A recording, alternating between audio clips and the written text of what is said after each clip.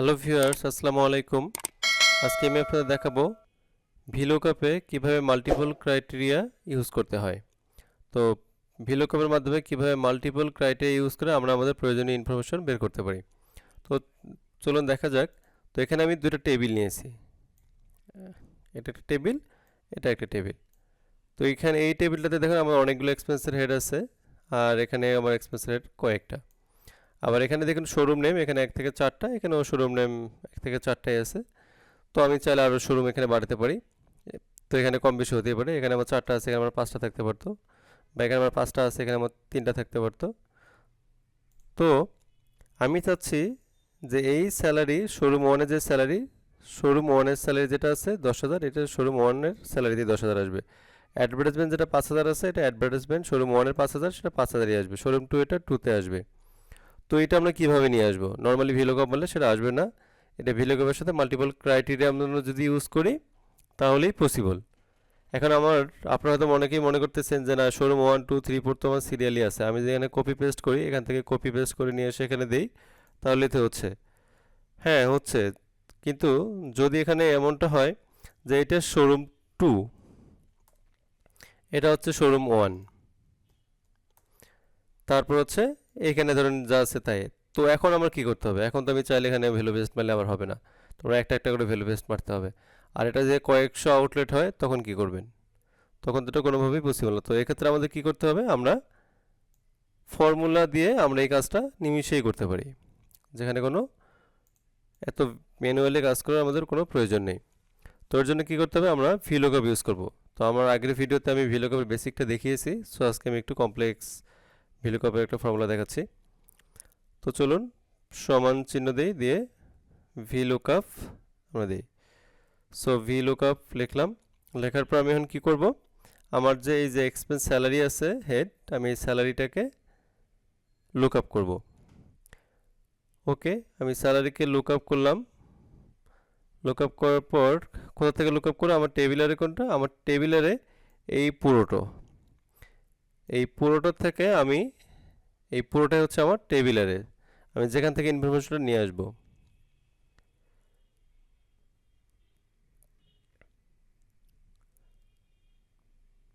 তো এর জন্য আমরা কি করব? এই টেবিলটাকে, আচ্ছা আমি আগে লক করছি, লক করাটা দেখাচ্ছি না, পরে একটু পরে আমি লক করাটা দেখাবো। এই টেবিলটাকে এখন আমরা ওপেন থাক। সো টেবিল আমরা নিয়ে নিলাম, টেবিলটা নিয়ে নিলাম, এরপর কি কমা, এরপর হচ্ছে আমার কলাম ইন্ডেক্স নাম্বার। তো আমরা জানি কলাম ইন্ডেক্সটা আমরা যে ইনফরমেশনটা আছে শোরুম ওয়ানে আছে কোথায়? 2 নম্বর। সো আমি যখন কলাম ইন্ডেক্স 2 দিই, তাহলে 2 নম্বর যে ইনফরমেশনগুলো আছে সেটা শোরুম ওয়ানে চলে আসবে। কিন্তু না, আমি চাচ্ছি এটা ডাইনামিকলি আসবে। সো আমার যদি মাল্টিপল শোরুম হয় তখন কি প্রত্যেকবারে ভিলুকআপ মারবো?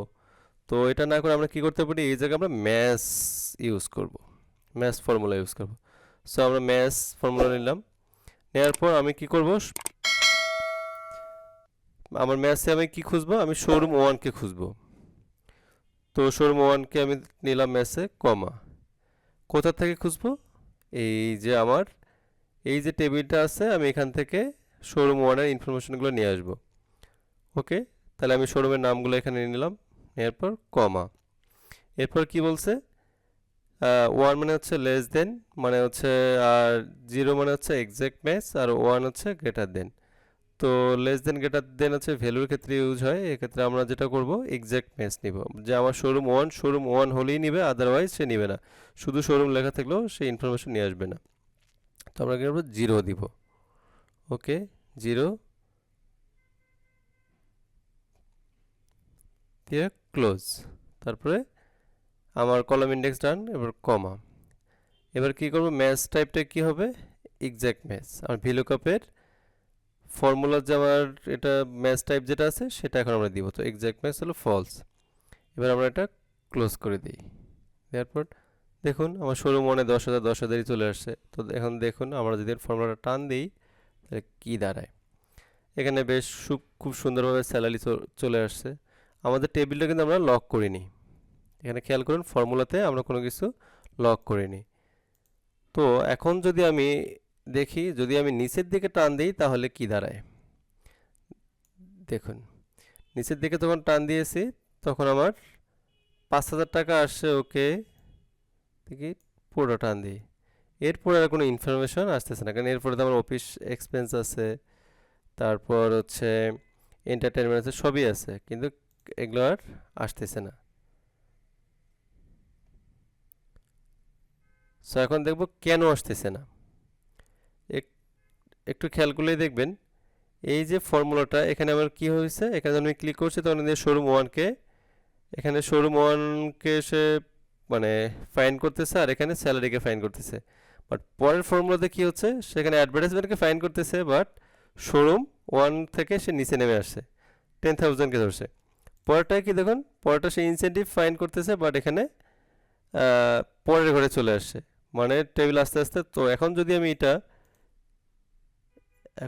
এটা এইদিকে টান দিই তাহলে কি দাঁড়ায় দেখুন, এখন যদি এইদিকে টান দিই দেখুন এটা 12,000 অ্যাডভার্টাইজমেন্ট বরাবর যেটা ভ্যালু, যেহেতু আমার সিরিয়ালি ছিল এই দুইটা, এই কারণে সিরিয়ালি ছিল বলে এই দুটা কাজ করতেছে, পরেরটাকে এসে নিচ্ছে, এই এসে এইটার উপর বেস করে নিচ্ছে। বাট যখনই এই যে অফিস এক্সপেন্স তো আমার সবার শেষে চলে গেছে, তখন এসে সে ফাইন করতে পারতেছে না, বিকজ অফ যে দেখুন আমি যখন নিতে যাচ্ছি এটা আস্তে আস্তে অ্যারেটা নিচে নেমে গেছে। তো এর জন্য আমাদের কি করতে হবে, এই ফর্মুলাকে আমাদের লক করে দিতে হবে। তো আমি যাচ্ছি এই স্যালারিকে, এখানে যখন আমি 12,000 ক্লিক করবো তখন যেন সে স্যালারিতে আর ধরেনি, তখন কাকে ধরছে, 10,000কে ধরছে। তা আমার তো ধরার কথা ছিল স্যালারি, কারণ আমি খুঁজবো কি স্যালারি শোরুম টু এরটা, রাইট। তো এর জন্য কী করতে হবে আমাদের, এই ফর্মুলাতে আমরা যাই, যাওয়ার পর ভিলুকআপের পর এই যে দেখুন B5 যেটা আছে আমার লুকআপ ভ্যালু, এটাকে আমার লক করে দিতে হবে। তো এটাকে লক করার জন্য আমরা কি করব, এটাকে বলে যে একটু আমার লক করার আগে আমি এখানে একটু আপনাদের দেখাই, অ্যাবসোলিউট রেফারেন্স আর হচ্ছে রিলেটিভ রেফারেন্স যেটা বলে আর কি। তো রিলেটিভ রেফারেন্স হচ্ছে যেটা, এই যে এটা হলো রিলেটিভ রেফারেন্স, যেখানে কোনো লক টক কোনো কিছু নেই, ডলার সাইন নেই, তার মানে রিলেটিভ। আর অ্যাবসোলিউট যখন এটাতে ডলার সাইন আসবে তখন এটাকে অ্যাবসোলিউট রেফারেন্স হয় আর কি। তো প্রথম দেখুন এখানে একটু খেয়াল করেন, এর আগে একটা ডলার সাইন, এর পরে একটা ডলার সাইন, তার মানে A2 কলামের টাকে লক করে দেওয়া হয়েছে, the column and the row do not change when copied. আমরা যখন এখানে দেখাই, এখানে যখন যে C5কে এটা দেখি, এই যে B5কে যখন আমি F4 দিয়ে লক করবো এর আগে পিছে, তখন B4 কি হবে, এখন যদি আমি B4 লক করার পর টান দিই দেখুন এর পরের ইনফরমেশন আসে, সে এই স্যালারি এইটাই ফিক্সড করে দিয়েছে। সো দেখুন এখন দেখেন এই স্যালারিকেই ধরছে, একটু আগে কিন্তু সে অ্যাডভার্টাইজমেন্টের এখানে চলে আসছিল, বাট এখন সে স্যালারিকেই ধরতেছে, এটা দেখুন এটা সে স্যালারিকেই ধরছে। দেখুন এটা এটা আমরা এই পর্যন্ত টান দিয়েছি, এই পর্যন্ত সে স্যালারিকে লক করে দিয়েছে। কিন্তু আমরা চাচ্ছি যে না, আমি যখন এটা টান দিব তখন আমার স্যালারির পরে ঘরে যখন আসবে তখন সে অ্যাডভার্টাইজমেন্টকে ধরবে, স্যালারিকে ধরবে না, বাট সে যেন ডান দিকে না যায়, ডান দিকে যেতে পারবে না। তো এটা করার জন্য আমাদের কী করতে হবে দেখেন একটু খেয়াল করুন, যদি আমি ডলার সাইনটা সামনে দেই তাহলে কি হবে, the column does not change when copied. Column number বলতে এই যে কলাম, এই দিকে সে চেঞ্জ হবে না, সে রোতে চেঞ্জ হবে বাট কলামে চেঞ্জ হবে না, মানে সি থেকে ডিতে যাবে না, ডি থেকে ইতে যাবে না, বাট সে বি থেকে মানে 5 থেকে 6-এ যাবে, মানে রোতে যাবে, 6 থেকে 7-এ যাবে। তাহলে আমরা যদি ডলার সাইন সামনে দেই তাহলে কী হবে, সে কলাম নাম্বার সে চেঞ্জ হবে না, বাট রো নাম্বার চেঞ্জ হবে। আর যদি ডলারটা আমরা হচ্ছে এই বি ফাইভের মাঝখানে দেই, এই B5 এটা যদি মাঝখানে দিই তাহলে কী হবে, the row does not change, তখন কী হবে, রোতে চেঞ্জ হবে না, রোটা ফিক্সড হয়ে যাবে, কিন্তু কলামে চেঞ্জ হবে, কলাম মানে CD এগুলো চেঞ্জ হবে। তার মানে রোতে চেঞ্জ না করার জন্য আমাদের কী করতে হবে, এই যে শোরুম তো আমার রোতে আছে, রাইট, এইটা তো আমার রোতে ধরা আছে কারণ আমি রো টু রো নিয়েছি। তো আমি চাচ্ছি না যে এই রোটা চেঞ্জ হয়ে পরেরটায় চলে আসুক, তো এটা ফিক্স করার জন্য আমাদের কী করতে হবে, আমাদের ডলার সাইনটা আমাদের মাঝখানে দিতে হবে। তো দেখি আমরা এই ফর্মুলাটাকে লক করি, আমি বাকিগুলো মুছে দিচ্ছি, এটা মুছে দিচ্ছি, সেই ফর্মুলা লক করি। তো আমার কি আছে, ফর্মুলাটা ক্লিক করি, আমার স্যালারিকে আমি কি করব, রোতে চেঞ্জ করব, বাট কলামে চেঞ্জ করব না। তো রোতে চেঞ্জ করার জন্য আমার কি করতে হবে, আমার সামনে একটা ডলার সাইন দিতে হবে। তো আমরা ডলার সাইন দিলাম, তার মানে কী হলো, আমার রোতে চেঞ্জ হবে বাট এই দিকে সে আসবে না, মানে বি থেকে সে সিতে আসবে না, আমি এই দিকে যতই টান দিই সে এই জায়গায় থাকবে, বিতেই থাকবে, সিতে আসবে না। তারপরে কি করব, তারপরে যে আমার এই পুরো টেবিল এরে আমি পুরোটাকে লক করে দেব। লক না করে দিলে কী হবে, যখন আমি নিচে আরও টান দিব, আমি সাপোজ এখান থেকে এইদিকে আসলাম, তখন এটা নামতে নামতে এই নিচে চলে আসবে, এই ব্ল্যাঙ্ক ঘরগুলো ধরবে। সো আমি যাচ্ছি যে না, আমার ইনফরমেশন তো এই টেবিলের ভিতরে আছে, আমি টেবিল পুরোটা লক করে দেব। তো H4 এখানে একবার ধরে F4 চাপবো, আবার এখানে একবার ধরে F4 চাপবো, আপনারা ম্যানুয়ালি ডলার সাইনগুলো দিতে পারেন। হয়ে গেল। তো এখন C4 কি, আমার এই যে শোরুম কি আছে, আমার রোতে আছে। তাহলে রো যদি আমি লক করতে চাই, যে সে কলামে চেঞ্জ হবে বাট রোতে চেঞ্জ হবে না, মানে শোরুম হচ্ছে C4 আছে, এটা যেন 5 না আসে। এর জন্য কী করতে হবে আমার, এটা এই যেটা the row does not change, মানে আমি রোটাকে চেঞ্জ করব না, মানে এ হচ্ছে কততে আছে C4, তো C4 যখন আছে আমি চাচ্ছি যে সে যেন কোনোভাবে নিচে টান দিলে যেন কোনোভাবে 5 না আসে তথ্যটা। এর জন্য কী করতে হবে, আমার মাঝখানে একটা ডলার সাইন দিতে হবে। তো আমরা শিফট চেপে ধরে আমরা ডলার সাইন দিচ্ছি, ওকে, লক হয়ে গেল। পরে হচ্ছে কি, আমার এই যে রোটা, শোরুম নামের যে রোটা, এই পুরো রেঞ্জটাই আমরা F4 দিয়ে লক করে দিব। এই যে F4 দিয়ে আমরা লক করে দিলাম। দেওয়ার পর এখন আমরা এন্টার দিচ্ছি। তো এখন দেখুন, যদি আমি এখন টান দিই এটা পুরোটা জুড়ে, দেখুন পুরোটা জুড়ে যে টান দিই, দেখুন যে আমার ইনফরমেশন কিন্তু সঠিক চলে আসে। হ্যাঁ, এনে আসে, এটা আমি বলতেছি পরে। দেখুন এখানে আমার অ্যাডভার্টাইজমেন্ট 5,000, অফিস এক্সপেন্স আমার শোরুম ওয়ানের জন্য হচ্ছে কত, 4,500। দেখুন অফিস এক্সপেন্স আমার শোরুম 4,500। সো এখন যদি আমি এটা কি করি, এটাকে শোরুম 2 করি, তাহলে দেখুন কি হবে, শোরুম 2 এর ইনফরমেশনগুলো হুবহু চলে আসছে। তো এখন আপনার শোরুম যায় যে নামে যেখানেই থাকুক না কেন কোনো সমস্যা নেই, আপনার যদি সিরিয়ালটা 1 থাকতে হবে, নট নেসেসারি। এখন এখানে আপনি শোরুম হচ্ছে 3 আছে, তো এখানে আপনি ধরেন এটাকে 1 করলেন, দেখুন এটাকে আপনি 1 করেন, দেখুন আপনার 1 এর ইনফরমেশন চলে আসছে। সো এখন আরেকটা প্রবলেম হচ্ছে যে এখন এই যে এনি, এটাকে আমরা কিভাবে, এই ইরোটাকে কিভাবে আমরা এখান থেকে মুভ করব। তো এটা করার জন্য আমরা এখানে একটা ইফ ইরোর ফর্মুলা দিব, কারণ এই এনে থাকলে আমরা যোগ ভ্যালু আমরা শো করবে না। দেখুন এখানে কাউন্ট দেখাচ্ছে, বাট এখানে আমাদের কোনো সাম আসতেছে না।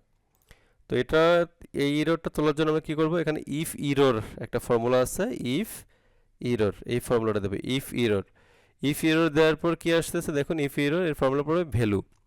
তারপরে এই পুরোটা হচ্ছে আমার ভ্যালু আমরা নিয়ে নিলাম, এরপরে কমা, বলছে ভ্যালু ইফ ইরর, যদি ইফ ইরর আসে তাহলে কি ভ্যালু চাচ্ছি, যদি ইফ ইরর শো করে তাহলে আমরা 0 চাচ্ছি, যদি আপনি 1 দেন তাহলে সবগুলোতে এন এর জায়গায় 1 আসবে। তো আমি যাচ্ছি যে না, এগুলো আমার 0 হবে, যেহেতু এগুলো আমার ইরর, এগুলোতে কোনো ইনফরমেশন নেই, তাহলে এগুলো আমি 0 যাচ্ছি, ওকে, কমা 0, তারপরে ব্র্যাকেট ক্লোজ, এবার এন্টার। এবার আপনি যদি ফর্মুলাটা পুরোটা যদি টান দেই, তাহলে দেখেন কী হয়, দেখুন এখন আমরা যদি যোগ করি এটার সাথে, তাহলে আমরা আমাদের দেখেন আমাদের ইনফরমেশনগুলো কত ইজিলি আমরা পেয়ে যাচ্ছি। শোরুম ওয়ানে আমার ভ্যালু কত ছিল, 22,150। এগুলো না আসার কারণে ওয়াটার বিল এখানে ছিল না, তাই ওয়াটার বিল এখানে আসেনি, রাইট। কত সহজে আমরা আমাদের মাল্টিপল ক্রাইটেরিয়া দিয়ে আমরা আমাদের ইনফরমেশন বের করতে পারি। তো এখন যদি দেখুন এখানে আরেকটা মজার বিষয়, এখন যদি এটা শোরুম 2 করেন, দেখেন এখানে শোরুম 2 এর ভ্যালুটা চলে আসবে, দেখেন শোরুম 2 চলে আসছে। সো এখানে আমার নাম যেখানেই থাক না কেন কোনো সমস্যা নেই, তবে হ্যাঁ এই নামগুলো অবশ্যই 2 জায়গাতে ইউনিক হতে হবে। যদি নামে কোনো স্পেলিংয়ে ভুল থাকে তাহলে সেটা আসবে না ইনফরমেশন। এখানে যে হেড, এই হেডগুলো ঠিক থাকতে হবে। আপনার সেটা শোরুম 1 এর জায়গায় এখানে 2 থাক, 2 এর জায়গায় 4 থাক বা 5 থাক, মানে কোনো সমস্যা নেই। এক্ষেত্রে আমাদের এটা অবশ্যই খেয়াল রাখতে হবে এই নামগুলোর ক্ষেত্রে, কারণ আমরা যখন ক্রাইটেরিয়াটা দিচ্ছি তখন এই জিএল থেকে এই জিএলগুলোর নাম ম্যাচ করছে, এই শোরুমগুলো দিয়ে এই শোরুমের নামগুলো আমরা ম্যাচ করাইছি। তো ভিউয়ার্স, আশা করি এই ফর্মুলা দিয়ে আপনারা আরও অনেক কমপ্লেক্স কাজ করতে পারেন, কারণ এটাকে আপনি ইউজ করে আপনার যত কমপ্লেক্স কাজই হোক না কেন এই ফর্মুলা দিয়ে আপনি খুব সহজেই করতে পারবেন মাল্টিপল ক্রাইটেরিয়া দিয়ে। সো যদি আমার ভিডিওটি ভালো লেগে থাকে এবং নতুন নতুন এরকম মানে ভিডিও পেতে আমার চ্যানেলটি অবশ্যই সাবস্ক্রাইব করবেন এবং বেল আইকনে চাপ দিবেন। নেক্সট আমি আরও একটা ভিলুকআপের ফর্মুলা দেখাবো, আর একটা কমপ্লেক্স আর একটা ফর্মুলা নিয়ে দেখাবো আপনাদের টিউটোরিয়াল। সো আশা করি আমার সাথেই থাকবেন এবং আপনারা আমার জন্য দোয়া করবেন। আজকের মতো বিদায় নিচ্ছি। বাই।